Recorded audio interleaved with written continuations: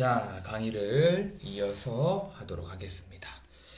자, 이번 시간에는 전형적인 정량 분석 단계에 대해서 공부를 해보도록 할게요. 자, 지난 시간에 간단하게 요 정량 분석의 과정을 도시한 흐름도 요거에 대해서 설명을 했고, 또 이번 시간에는 이 흐름에 대해서 좀 자세히 공부하는 시간을 갖도록 하겠습니다. 자, 첫 번째로는 분석법의 선택이에요. 분석법 선택. 자, 우리가 어떤 물질에서 이 시료를 채취해서 요 시료에 대해서 어떤 물질이 들어있는지를 분석하기 위해서 가장 먼저 어떤 방법을 해야 될까? 자, 그 문제가 가장 큰 문제잖아요. 그렇죠? 그래서 어떻게 분석법을 선택을 할지 그거에 대해서 공부를 해보도록 할게요. 자, 첫 번째 분석법의 선택이에요. 자, 정확도, 그러니까 요구되는 정확도의 수준과 분석에 투여할 수 있는 시간과 비용을 절충해서 분석법을 선택을 해야 된다. 그러니까 한마디로 이런 말이죠. 어떤 물질을 분석하기로 했어요. 근데 그 분석하는데 시간이 막 진짜 많이 걸려요. 막 1년 걸리고 2년 걸리고 그러면 안 되잖아요. 그러면 조금 더 짧은 시간에 할 수 있는 분석법을 찾아야 되잖아요. 그렇죠? 그래서 요 정확도, 즉 요구되는 정확도의 수준과 분석에 투여되는 시간과 비용을 절충해서 분석법을 선택을 한다. 자, 이렇게 알고 있으면 되겠습니다. 자, 그 다음에 시료의 양. 자, 만일 우리가 분석을 하고자 하는 시료의 양이 많잖아요. 그러면 우리가 할 수 있는 모든 거를 다 할 수가 있어요. 뭐 어떤 거냐? 분석 장치와 장비의 준비 및 교정에 들어가는 어떤 시료를 우리가 확보를 할 수가 있고, 그렇죠? 그 다음에 표준 용액의 제조 등과 같은 예비 실험에 충분한 시간을 투여할 수가 있잖아요. 그렇죠? 그렇지만 우리가 어떤 시료든지 많을 때도 있고 적을 때도 있지만 만약에 충분하지 않을 때, 시료의 양이 충분하지 않을 때는 이런 예비 시험을 피하거나 최소화할 수 있는 방법을 우리가 선택을 해야 됩니다. 자, 그리고 시료 구성 성분의 수, 그리고 구성 성분들 사이의 상호 간섭을 고려해서 분석법을 선택을 해야 한다. 알겠죠? 자, 그 다음에 시료의 두 번째는 시료의 채취예요. 시료 채취. 자, 봅시다. 자, 유의한 분석 결과를 얻기 위해서는 분석 작업을 위한 시료의 성분은 분석 대상 시료 전체의 성분을 대표할 수 있어야 된다. 자, 이게 무슨 말이냐? 자, 예를 들어서 우리 광산에 있는 광물이 있죠? 자, 광물이 있는데 이 광물은 균일하게 어떤 물질들이 잘 섞여 있는 게 아니잖아요. 그렇죠? 그렇죠? 이게 다 불균일하게 섞여 있잖아요. 여기 있는 성분을 이렇게 채취해서 여기에 있는, 예를 들어 금이라고 할게요. 금. 금은 순수하게 성분 100%로 광석으로 존재하는 게 아니잖아요. 그렇죠? 요게 금이 포함된 어떤 광석이에요. 그러면 이 광석 중에서 여기를 채취해서 금이 얼마 있는지를 분석하는 거라. 여기에 있는 금을 채취해서 여기서 얼마 있는 금속이야. 이게 금의 양이 다를 거 아니에요. 그렇죠? 그래서 이런 시료의 채취를 할 때 시료의 성분은 분석 대상 시료 전체의 성분을 대표할 수 있어야 된다. 그러니까 이 광석에서 아무 곳이나 아무 데나 이렇게 채취를 해도 다른 여러 곳에 있는 어떤 시료들과 같아야 된다.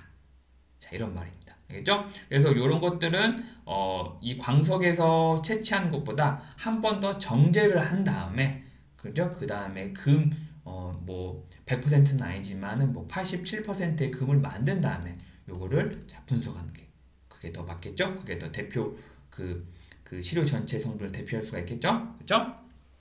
자, 그 다음에 전체 시료가 많고 불균일하다면 대표성이 있는 실험 시료를 채취하기 위해서 자, 많은 노력이 필요하다. 자, 아까 말씀드린 겁니다.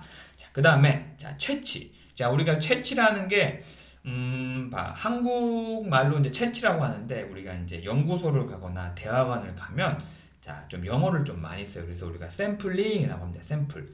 자, 샘플이라는 게 어떤 제품에 자, 일정 어떤 제품이 이렇게 많으면 그 하나의 어떤 부분을 샘플이라고 하잖아요. 그렇죠?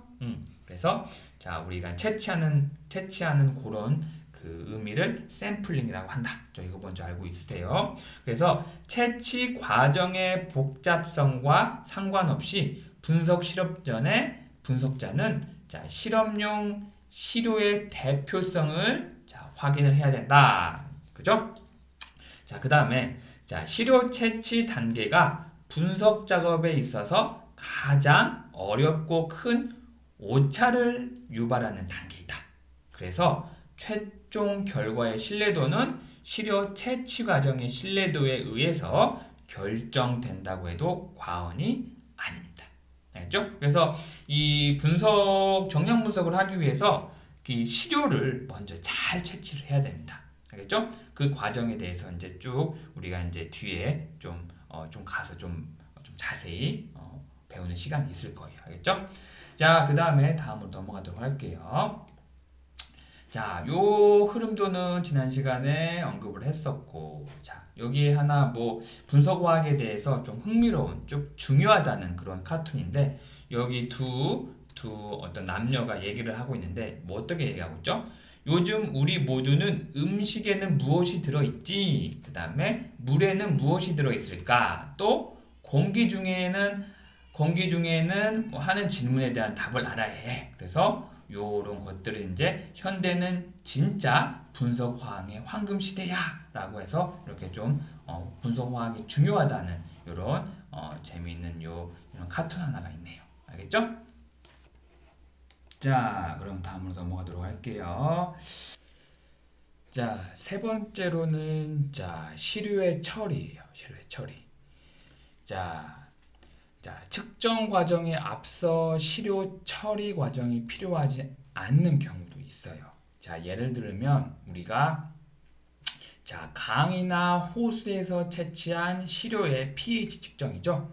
자, 그러니까 그 pH 측정은 자, 우리가 뭐 아는 학생도 있겠지만 자, 이렇게 pH 미터기로 해서 우리가 측정을 하잖아요. 그러면 이렇게 어떤 pH를 측정하는 일렉트로드가 여기 있거든요. 그래서 여기 기계로 이렇게 연결돼 있어가지고 자, 이 강이나 호수에 있는 물을 여기다 담아서 여기 일렉트로드를 여기다 이렇게 담그면 여기 있는 일렉트로드에 의해서 이 pH가 측정이 되거든요. 그래서 이렇게 단순 측정하는 경우에는 자, 시료의 처리 과정이 필요하지 않습니다. 자, 알겠죠? 자, 그렇지만 대부분의 경우 이제 시료를 적절한 방법으로 이제 처리를 해야 돼요. 자, 알겠죠? 자, 그래서 자, 그 다음에 이제 실험실 시료의 준비예요. 즉 고체 시료일 때, 즉 액체 시료일 때 그 두 가지를 한번 보도록 하겠습니다. 자, 고체 시료 같은 경우에는 이게 어떤 고체면 좀 덩어리가 크잖아요. 그러면 덩어리가 크면 우리가 분석을 하기가 어려워요. 그래서 자, 그 고체 시료의 입자의 크기를 줄이기 위해서 이제 시료 덩어리를 이제 분쇄를 해요. 자, 그리고 이 분쇄한 요 가루들을 자, 균일성을 확보하기 위해서 분쇄된 입자를 잘 혼합을 시킵니다. 그리고 분석 작업이 시작되기 전에 장시간 동안 이제 보관을 해야 되죠. 자, 근데 이 보관을 할 경우에 자, 상온에다가 이렇게 보관을 하면 자, 주변의 온도나 습도나 이런 게 좀 많이 바뀌잖아요. 자, 그쵸? 자, 그래서 우리가 습도를 조금 조절할 필요가 있어요. 즉 뭐냐? 주변의 습도에 따라서 각각의 단계에서 고체 시료로 수분이 흡수되기도 하고 고체로부터 수분이 빠져나가서 고체 시료의 화학 성분이 변할 수 있기 때문에 우리가 분석 직전, 그러니까 이 고체 시료를 분석하기 직전에 시료를 건조해서 그 수분이 거의 변하지 않는, 뭐 거의 그 대기 중으로 이제 가루를 이렇게 노출시키면 이제 수분이 없을 수는 없어요. 그렇죠? 그렇지만은 자 정확한 이 분석을 위해서 작업 직전에 시료를 건조해서 수분의 함량이 일정한 상태로 만드는 것이 바람직하다. 이렇게 알고 있으면 되겠습니다. 자, 그 다음에 이제 액체 시료예요. 자, 액체 시료는 이 액체 시료의 용기가 밀봉되지 않으면 그 대기에 노출되면 그 액체 시료에 포함되어 있는 이 용매가 진짜 상온에서 이렇게 용매가 증발할 수가 있잖아요. 즉 여기 있는 용매가 증발한다고 하면 이 액체 안에 농도가 변할 수가 있겠죠? 왜 변할 수가 있겠죠? 자, 덴서티는 농도는 어떤 부피 안에 녹아 들어갈 수 있는 질량이잖아요. 그렇죠? 그러면 원래 어떤 농도에 100ml에서 채취를 해서 여기에 1ml의 부피를 가져요. 근데 여기 있는 액체에 여기 있는 용매가 잘 휘발을 해요. 그러면 여기에 줄어들겠죠. 그럼 0.8ml 그러면 이 부피가 1ml에서 0.8ml로 바뀌잖아요. 그렇죠? 바뀐다는 건 뭐예요? 부피가 작아지니까 그만큼 농도가 증가하게 되잖아요. 그렇죠? 그래서 용매가 증발해서 분석물의 농도가 변할 수가 있어요. 알겠죠? 자, 그래서 분석물이 액체에 녹아있는 기체, 즉 예를 들어 혈액 내에 녹아있는 기체인 경우에는 시료 용기에는 대부분의 경우 분석의 모든 과정에서 대기에 의한 오염을 방지하기 위해서 어떤 밀폐 용기 내에서 보관을 해야 된다. 이렇게 알고 있으면 되겠습니다. 자, 그래서 이 액체 시료는 이렇게 어떤 바이알병이 있어요. 바이알병이 있는데 여기 조그만한 유리병이거든요. 이 유리병에다가 액체 시료를 두고 여기를 밀봉을 해요. 밀봉을 해가지고 용매가 증발되지 않기 위해서 밀봉을 합니다. 알겠죠? 자, 그 다음에 다음 보도록 합시다. 그 다음에 반복 시료의 정의 봅시다. 뭐 이거는 한번 같이 읽으면서 공부를 한번 해보도록 할게요. 대부분의 화학 분석 작업에서는 동일한 성분을 갖는 다수의 시료, 즉 다수의 반복 시료에 동일한 분석 방법을 작용하는 실험이 반복적으로 이루어진다. 그러니까 무슨 말이에요? 어떤 시료가 있죠. 샘플링을 할 때 한 번만 샘플링 하는 게 아니라 여러 번 이렇게 샘플링을 해서 요런 샘플을 만들어요. 그래서 요거를 그 분석을 각각 해서 다수의 반복 시료를 만들어서 요거를 분석을 한다는 얘기입니다. 알겠죠? 그래서 반복 시료의 질량이나 부피는 정밀한 화학 저울 혹은 부피 측정 장비를 이용해서 정확하게 측정돼야 된다. 정확한 화학 저울.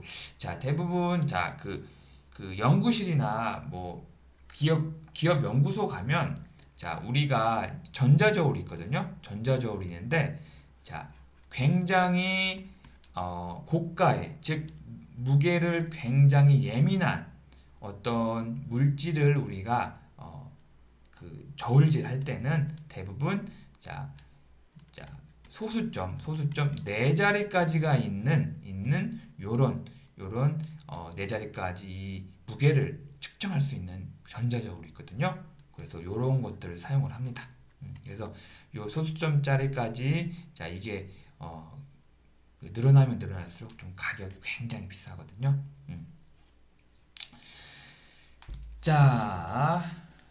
자, 그리고 반복 실험으로부터 얻어진 결과는 자, 측정 결과의 질을 향상시키기 위해서 측정 결과의 신뢰도를 산출할 수 있는 기본 자료가 된다. 자, 이렇게 알고 있으면 되겠습니다.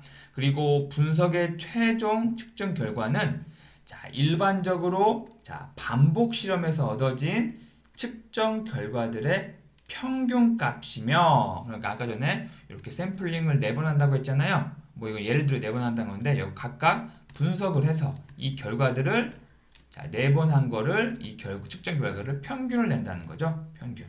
그래서 이게 측정 값들의 평균이다. 그래서 측정 결과들의 다양한 통계 처리를 통하여 측정 결과의 신뢰도를 자, 산출하게 됩니다. 알겠죠? 자, 그 다음에 실험 용액의 제조예요. 즉 물리적 변화와 화학적 변화에 대해서 알아보도록 합시다.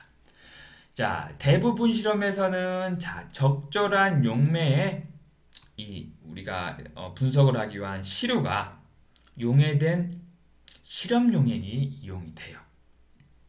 그래서 이상적으로 용매는 자, 분석물을 포함한 시료 전체를 빠르고 완벽하게 용해를 하고, 그리고 만약에 이 시료가 용매에 용해된다면 자, 분석물에 손실이 발생하지 않아야 되죠. 그렇죠? 자, 원래 정해진 이런 샘플의 양이 있는데 이게 어떤 특정한 용매에 전부 다 녹아야 되죠. 그렇죠? 어떤 일부분만 녹게 된다고 하면 자, 이 용매에 녹은 이 용액 안에 우리가 분석할 수 있는 어떤 농도가 달라질 거잖아요. 그렇죠? 그리고 다양한 용매에 대한 시료의 용해 여부를 판단해야 된다. 뭐 이전에 우리가 여기 그 흐름도를 배웠었잖아요. 그렇죠? 정략 분석 과정을 도시한 흐름도. 요 흐름도에 볼 때 다양한 용매에 대한 시료의 용해 여부. 요거는 자, 용해되지 않는 물질의 경우에 자, 물질 속에 있는 분석물을 용해가 가능한 물질로 바꾸는 작업이 필요하다. 예를 들어서 뭐 산을 가하거나 염기를 가하거나 산화제 혹은 이들의 혼합 수용액 중에서 가열하는 경우, 그리고 다양한 용융제를 이용한다. 이렇게 나와 있습니다.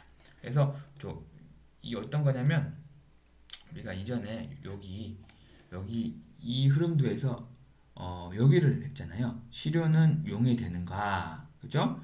아니요. 그러면 다른 용매를 찾고 그죠? 이 다른 용매를 찾는 과정이라는 거예요. 즉 이거를 뭐 아까 전에 산이나 뭐 염기나 산화제 등등을 이용을 해서 우리가 자, 이 시료 물질을 용액에 높게 만들어야 요걸 가지고 뭔가 분석을 할 거잖아요. 그렇죠? 자, 그러면 자, 여기 잠깐 끊고 가도록 할게요.